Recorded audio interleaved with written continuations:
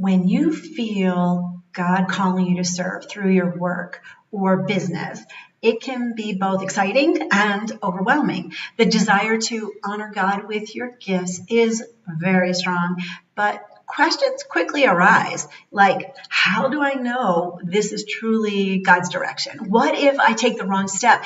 Can faith and work really coexist without compromise? In a world that pushes hustle over holiness and profit over purpose, you can be really easily torn between the success of the worldly standards and the success in God's eyes. But there is good news. God doesn't expect you to have all the answers before you actually begin. Aligning your work with His calling is not about perfection. It is about surrender, trust, obedience, whether you're starting right now or you're feeling stuck along your journey. Today, what we're going to do is talk about 3 steps that will help you gain clarity and confidence as you step into the business that God has designed for you. Hey there, wise woman. This is Deneen TB, your Christian business and faith growth strategist. I've helped hundreds of women just like you to gain clarity with their God-given design, align their businesses, their work with His purpose, and take the right next step with confidence. So if you're feeling stuck or uncertain and wondering how to integrate faith and business in a way that truly honors God, let's talk. I'd love to help you discover the path He has for you. So book a free call with me now. You'll see that link in the description. And let's explore where you are and what will help you to grow in God and have that thriving, God-centered business. Okay, so we're going to get started right away with our first step, which is to seek God's vision for your work. Seek God's vision for your work. By creating a business plan, or even before creating your business plan or strategizing your next steps, you have to start by seeking God's vision for your work. Your business, your work is not just a way to earn a living. It's a tool for advancing His kingdom. When your work is aligned with His purpose, it becomes more than just a business, more than just work. It actually becomes a ministry that serves others and brings glory to Him.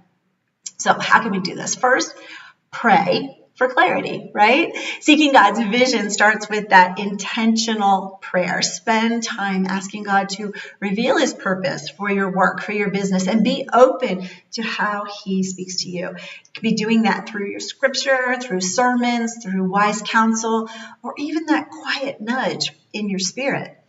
Make prayer a daily habit, inviting God into every single decision. For example, if you're unsure about the direction of your business, your work, set aside an extended time to be with God. I do this. I call this a quiet retreat, and it's one of the many disciplines that I do and that we explain how others can do it in the personalized faith plan. This uninterrupted time of praying, journaling, and listening to God's guidance is essential for both your faith and the business or work that you're doing. So you can take time to pray through things and ask, who am I called to serve? How does this business honor God? How does my work honor God? What needs am I equipped to meet? The second thing, reflect on your own design, the way God designed you, because He's uniquely equipped you with your values and your talents and your experiences and your spiritual gifts. And understanding how He has wired you can provide you deep insights into the type of work that you're meant to do, or the type of work you're supposed to be in if you're not there now. For example, if you have a heart for encouragement or a background in counseling, perhaps coaching or mentoring would be a way for you to serve others. Or if you're naturally creative or have a passion for storytelling, God may be calling you to use your writing, use video and design to inspire and educate others. In the Calling Clarity course, we help you identify your strengths, your past experiences, skills, and all of those different pieces of you to help you really step into the best way for you to serve others that truly honors God. The third thing you can do for that mission or that vision is to have a mission statement, to write one out. A mission statement is really rooted in faith, provides direction. That's what it's rooted in, and keeps you aligned with God's purpose, especially when challenges arise or distractions that will pull you in different directions. So let me ask you this. Do you have a business mission statement? Is it generic? Something like helping entrepreneurs to grow their brands. Now, let's start to build a new one with the kingdom mindset, such as empowering Christian entrepreneurs to grow faith-filled businesses that serve others with integrity and purpose. Now, this is just the beginning of crafting an even more precise mission statement. And that's what's key in knowing who God wants you to serve and the way He has equipped you to actually serve them in your way. So, have you written that one sentence mission statement that reflects both your faith and your business goals? When you do, it becomes a powerful reminder of your God-given purpose. And you can put it up somewhere. That's what's amazing. By seeking God's vision first, you really do lay a strong foundation for your work, for your business. That is not only successful, but is spiritually fulfilling. When God, is at the center of your work, it becomes an act of worship, impacting lives and in ways that really are beyond what you could ever imagine. Okay, so let's move on to step number 2. To integrate your faith into your business practices. We're going to talk about how do we integrate your faith into your business practices. Because aligning your work with God and His calling means making your faith the cornerstone of your business and your work, not just an afterthought. You can't say, here, I'm going to do this, God, please bless it. No, front and center. Faith should be evident in how you operate. Interact with your clients, make decisions. We need to see that. You should see that in everything that you do. When your work reflects your Christian values, it becomes a powerful testimony of God's love and His truth, His goodness in the marketplace. So how do we start? Well, first off, operate with integrity. Integrity is the heart of a faith-driven business. Honoring God with your work means conducting your business the way you are, with honesty, fairness, excellence, regardless of who's watching, even when no one is watching, because God is always watching. For example, if you run an online store, be transparent about your product descriptions, your shipping costs, your return policies.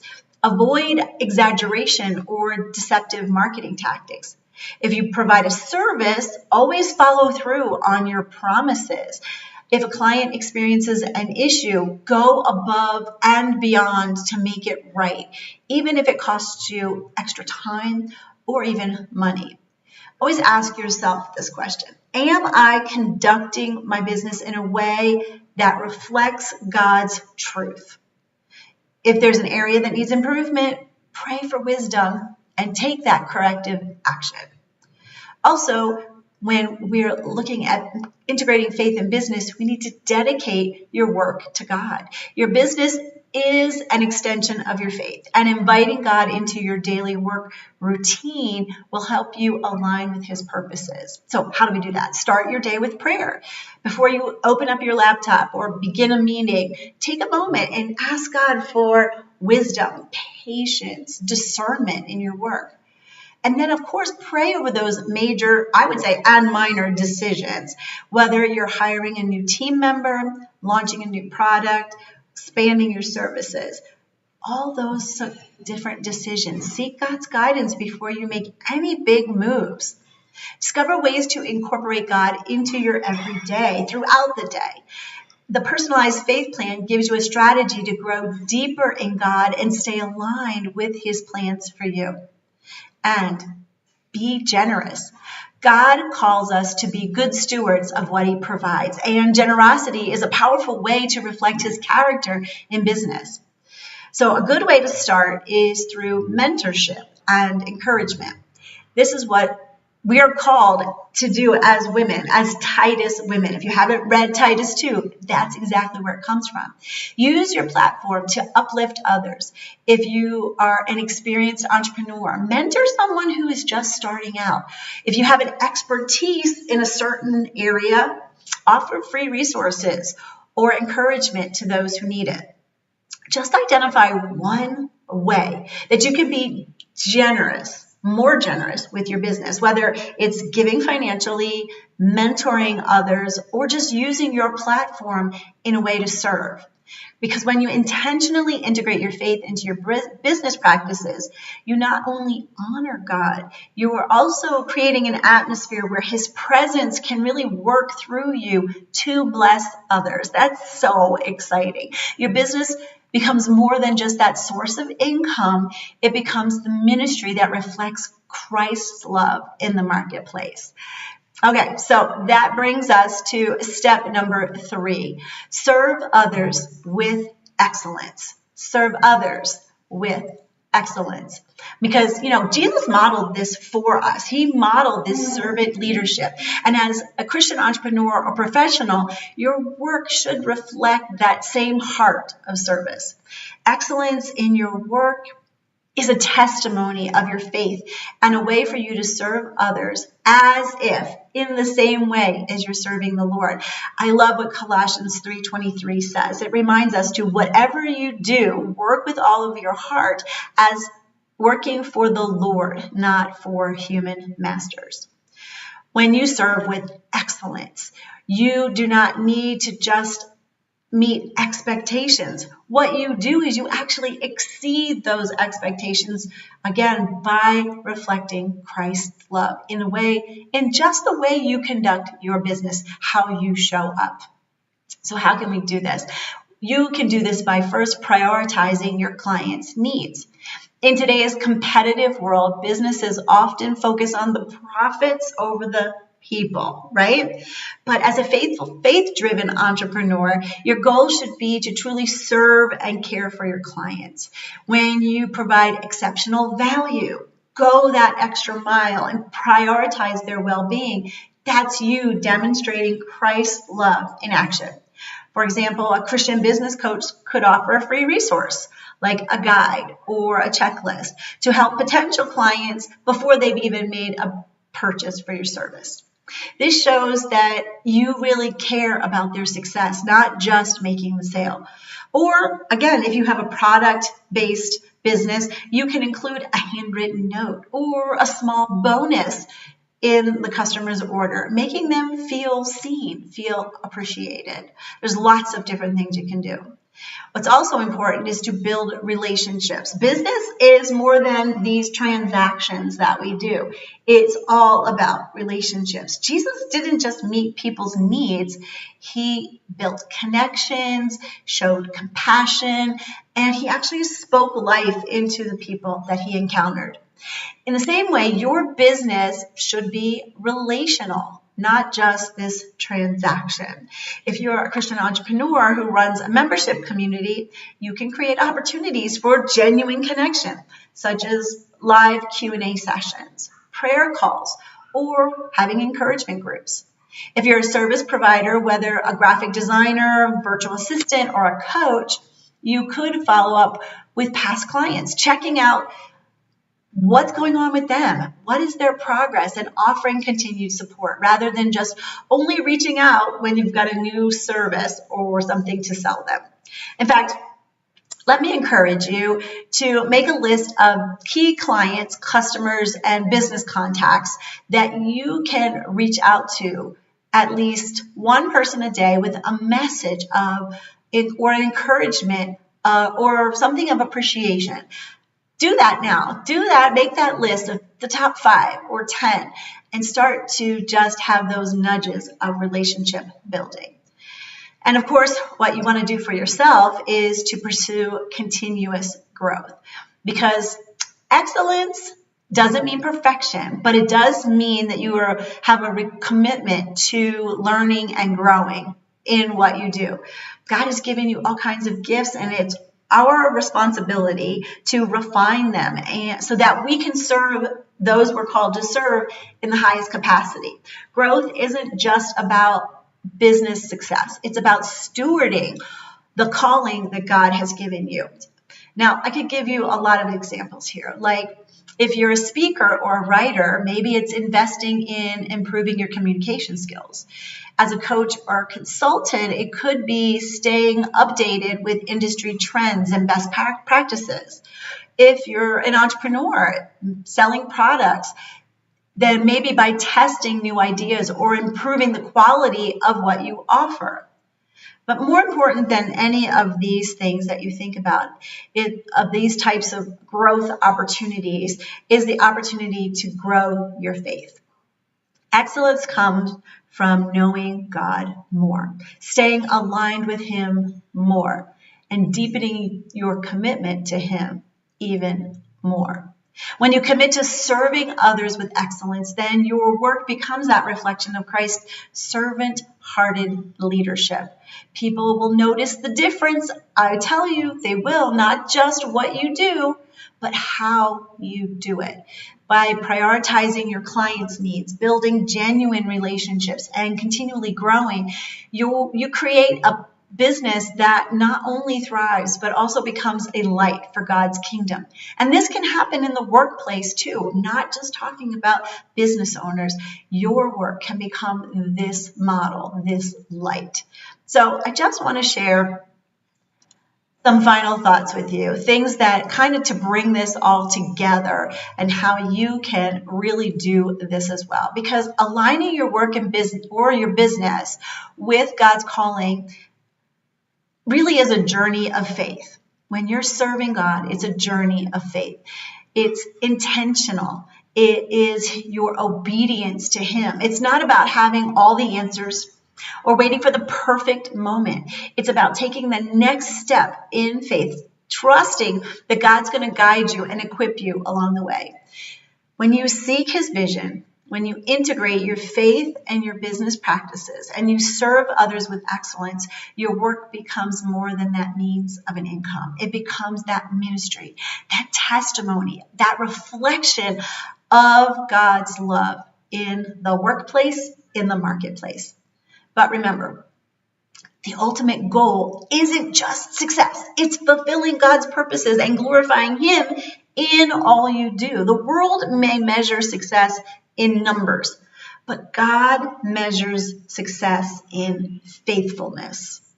When you align your business with His calling, you're experiencing a deeper sense of peace, of purpose, and you're going to have that impact that goes beyond anything you could ever achieve on your own. So, are you ready to align your work with God's calling? Do you want help? You don't have to figure this out alone. Let's have a conversation, as I said before, about where you are in this business and faith journey. Whether you need clarity, encouragement, or just practical steps, I'd love to help you take that next step with confidence. So, in the description, schedule a free clarity call with me, and let's explore how you can build a thriving business that honors God and serves others. Because God has uniquely designed you for a purpose, and your business is part of His greater plan. You are not alone on this journey. God walks with you. He equips you. He goes before you. And when you step forward in faith, aligning your work with His calling, you not only find success, you are deeply fulfilled because you know you are making an eternal impact. Trust His timing. I'm saying this to myself today. Follow His lead. Serve with excellence. The world needs what you have placed inside of you, what God has placed there. So rise up, step out, and work in a way that shines His light. So don't forget to like this video, especially if you're enjoying the content. Do subscribe. Let me know down in the comments, how are you seeking to serve others through your work and focus on God's idea of success? This is Deneen TV. Have a great rest of your day. And as always, be filled to overflowing.